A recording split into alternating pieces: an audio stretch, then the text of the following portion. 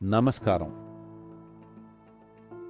இந்த கொடூரமான பயங்கரவாத தாக்குதல் பஹல்கமில் காஷ்மீரில் நாம்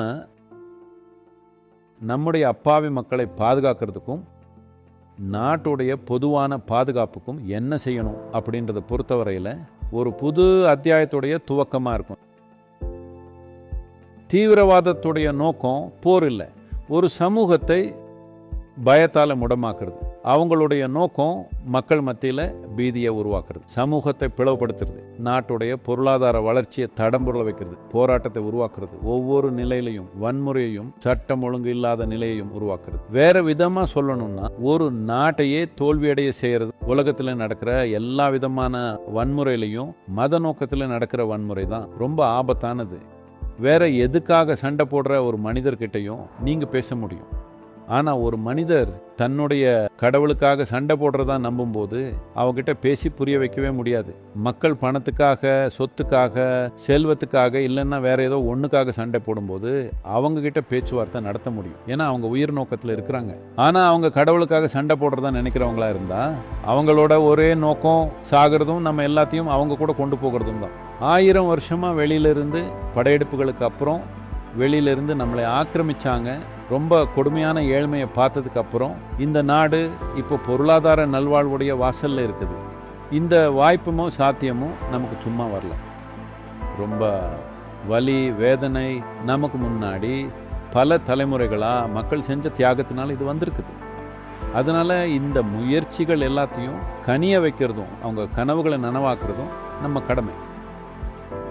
இந்த நாடு வல்லமை பெறத விரும்பாத சில சக்திகள் இருக்கிறாங்க. இந்த தேச விரோத அம்சங்களுடைய தீய திட்டங்களை நாம தோற்கடிக்கிறதுக்கான நேரம் இது. நமக்கு இப்போ தளராத உறுதியும் ஒரு இரும்பு கரமும் தான் தேவைப்படுது. இந்த நாடு அப்படின்றத பாதுகாக்க உறுதி எடுக்காத மக்களை நாம் இனியும் மென்மையா நடத்த முடியாது. நாம இந்த நாட்டுடைய அரசுரிமையை பாதுகாத்து வளர்க்கணும் அப்படின்னா பாரபட்சம் இல்லாம கொலை செஞ்சு கூடவே செத்தும் போகிறதுக்கு நினைக்கிற இந்த சக்திகளை, இந்த நாட்டுடைய அடிப்படைகள் கூட ஒத்துப்போகாத நம்பிக்கைகளை வச்சிருக்கிற இந்த பிரிவுகளை நாம் இது இரும்பு கரத்தோட கையாளணும். நீண்ட கால நோக்கத்தில் தளராத உறுதியோட கையாளணும். யாரோ ஒருத்தங்க வீதியில் பார்க்கிற அப்பாவி மக்களையும் பெண்களையும் குழந்தைங்களையும் கொல்லணுன்ற நோக்கத்தோட துப்பாக்கியோ குண்டோ வச்சிருந்தாங்கன்னா அவங்கள நாம் ரொம்ப கடுமையாக கையாளணும். நாம் இங்கே ஒரு நாடாக இருக்கணும் அப்படின்னா இந்த நாட்டுடைய அரசு உரிமையை எப்படி தக்க வச்சுக்கிறது அப்படின்றதோட அடிப்படைகளை நாம் கற்றுக்கணும்.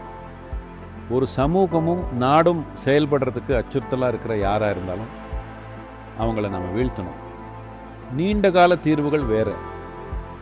ஆனால் கடவுளுக்காக சண்டை போடுறத முற்றிலுமாக நாம் ஒழிக்கணும்.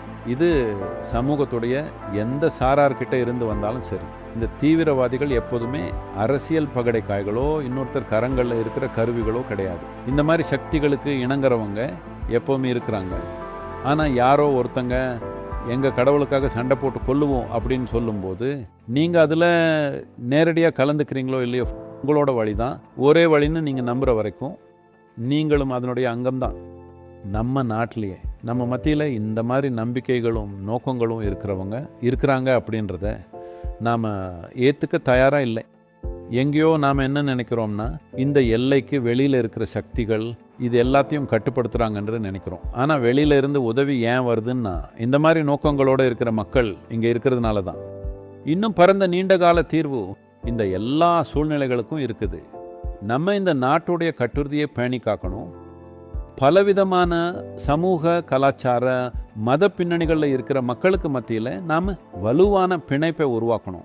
நம்ம கல்வி, பொருளாதார வாய்ப்புகள், செல்வம், நல்வாழ்வு இது எல்லாத்தையும் எல்லா நிலைகள்லையும் எல்லாருக்கும் சரிசமமாக கிடைக்கிற மாதிரி பார்த்துக்கணும். சமூக பொருளாதார முன்னேற்றம் எல்லாருக்கும் போய் சேரணும். அப்போதான் இளைஞர்கள் இந்த பயங்கரவாதத்துடைய திசையில் போகாமல் இருப்பாங்க.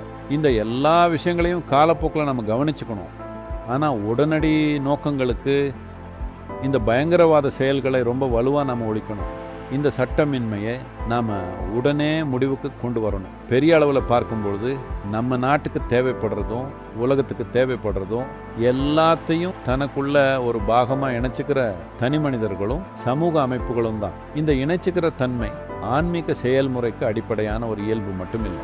இதுதான் உயிருடைய அடிப்படையும் இலக்குமே. இந்த மாதிரி ஒரு காலத்தில் நாட்டுடைய ஒவ்வொரு குடிமகனும் இதை உணரணும்.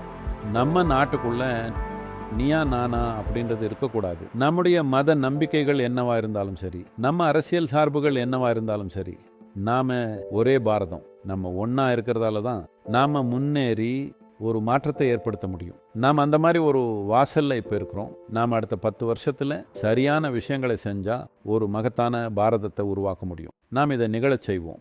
மக்களே, thank you for overwhelming response. நம்ம G Square Aranya record breaking சக்சஸா phase 1 sold out, அதுவும் வெறும் 56 ஹார்ஸ்ல. உங்களுக்காக இப்போ phase 2 is open now. Launching G Square Aranya at Poru, bang on Chennai bypass service road.